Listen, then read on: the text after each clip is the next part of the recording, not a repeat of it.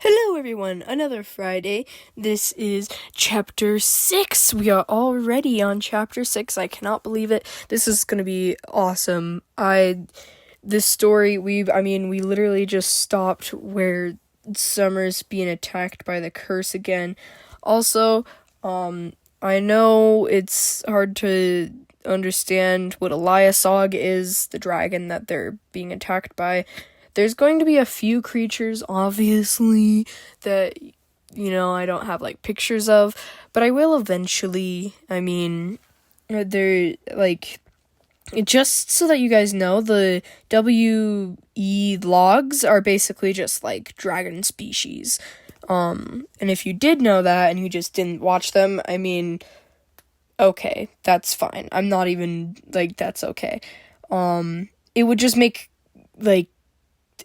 you would understand some of the creatures more, because I'm not always going to show pictures of the creatures in the chapters. Anyway, that's all I wanted to say.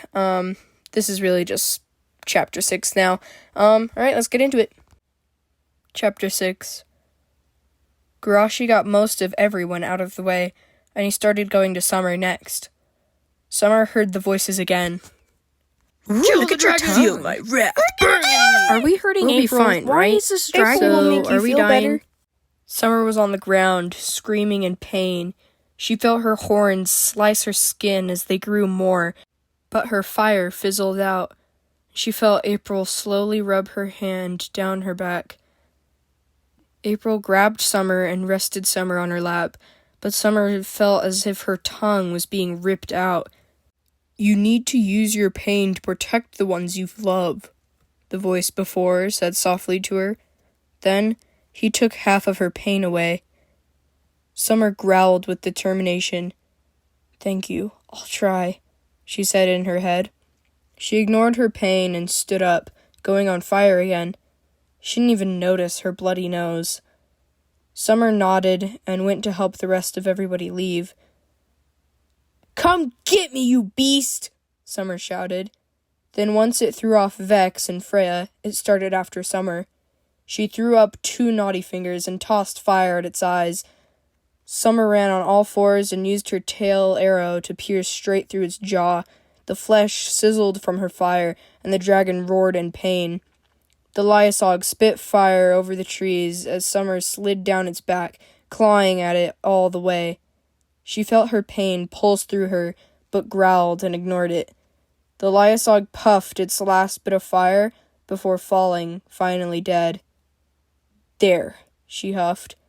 Summer felt good about herself and proud that she got over her pain, even if the mysterious voice took it away. Good job! Hey, you killed somebody.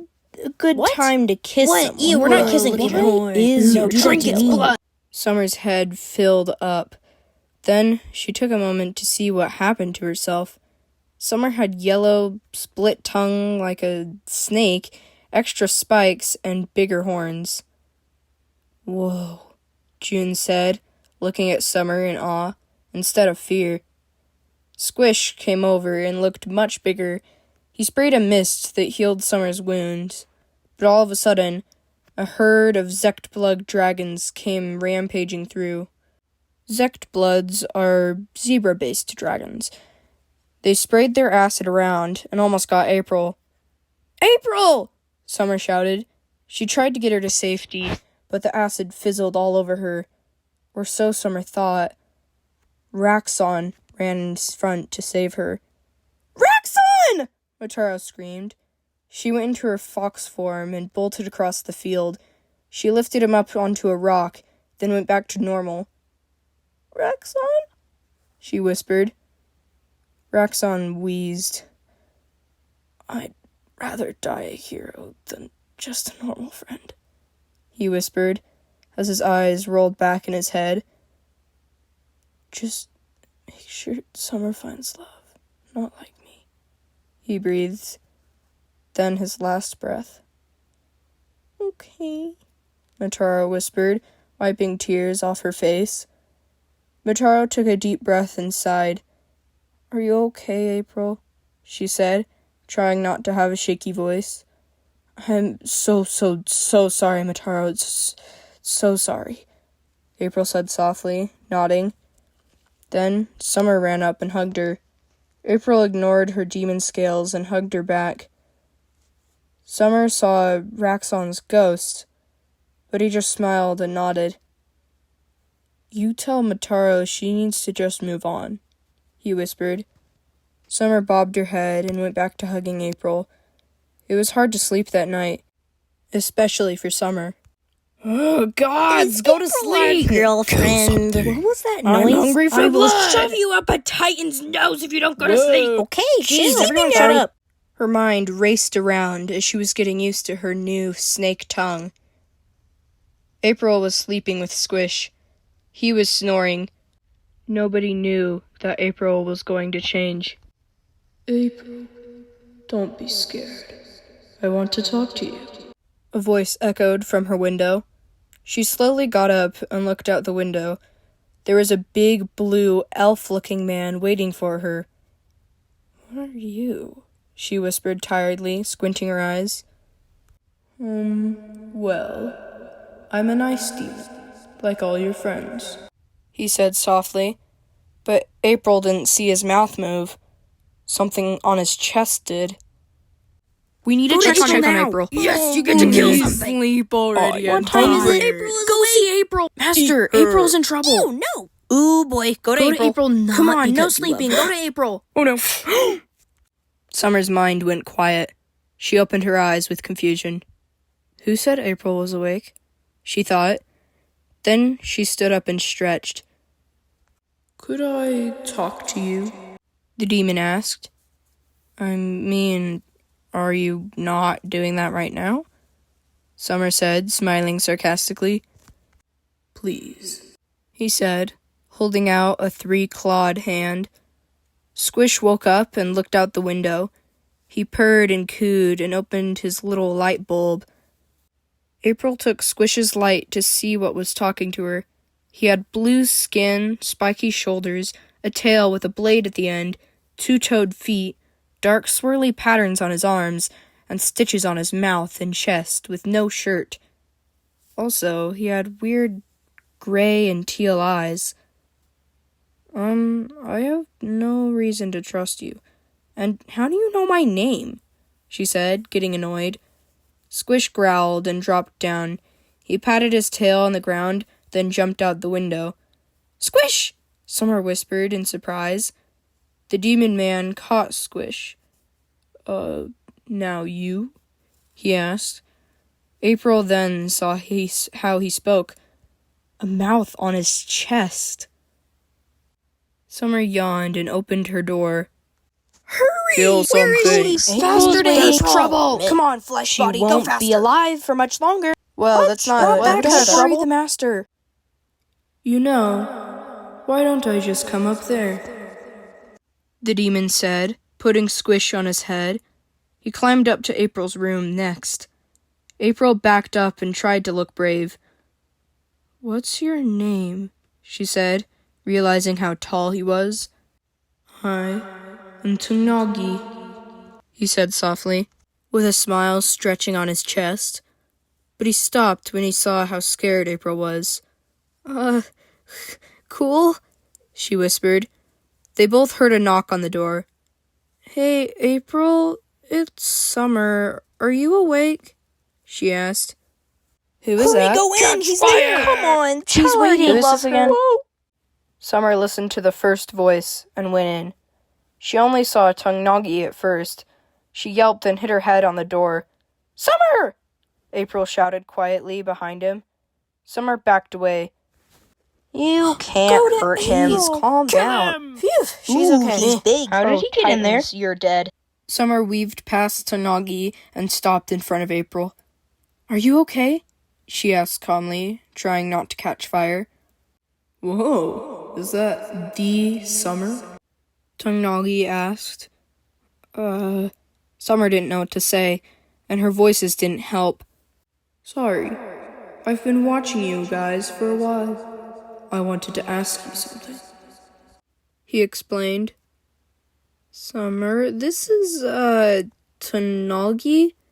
April hesitated. Summer stood tall with her arms folded. "Okay, what?" she said bravely. "I've been hunted by very strong warriors, and I'm not one to kill. So I wanted more protection, and I might have caused those dragons to come through here," Tanagi explained, setting Squish down. Summer stared at Tanagi for a long moment. Then she took a deep breath and punched him. "You are stupid to come here and do that. You caused someone to die, and that dragon broke my necklace. Thanks a lot, but no," she shouted, clenching her fist. April was shocked, and so was Tanagi. He held his chest and looked sorrowful at Summer. "Then I'll go," he said softly, patting Squish and jumping out the window. Summer watched him leave, making sure he didn't come back.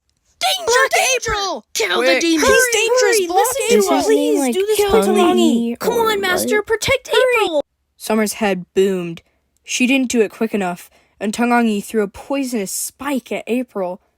"April!" Summer shouted, barely moving the spike from hitting her heart. It ended up in her eye.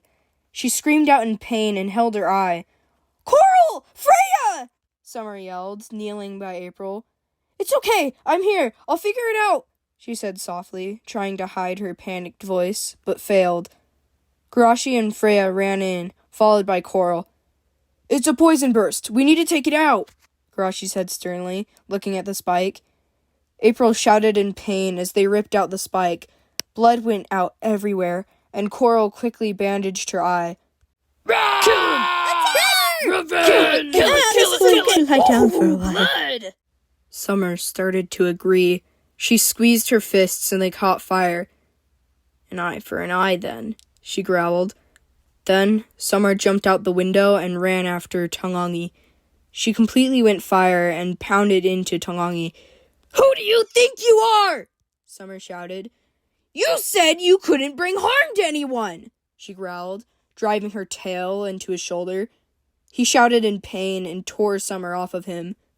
Well, I guess I had a change of heart. He chuckled, dripping blood out of his mouth. Summer growled and pounced right on his head, burning his skin. She slashed at his eyes and kicked her foot into his big mouth. Tanagi slowly bit down on it, but Summer grabbed his top jaw and ripped them apart. She scoffed and watched him fade to ash, then started walking back. "Not yet! Every night, remember? Stay here. I don't think that was an eye for an eye." Look at how he turned to ash! Summer kept hearing the voices, and she did feel that she should wait. She then started to feel the pain swell up, so she knelt down and stopped her fire. Good job, Summer. Hold it. What's happening? Kill Here, that's something. not good. Ooh, look at the ash. We should go to sleep now. The voices fizzled out of hearing, and Summer gritted her teeth at the pain she was taking in. She felt more spikes coming on her tail, the bloody ripping on her ears. She screamed out and held her ground. Garashi watched out the window, ready to come to help her if he needed to. Summer felt like a taffy puller was on her ears, grinding them up and stretching them out.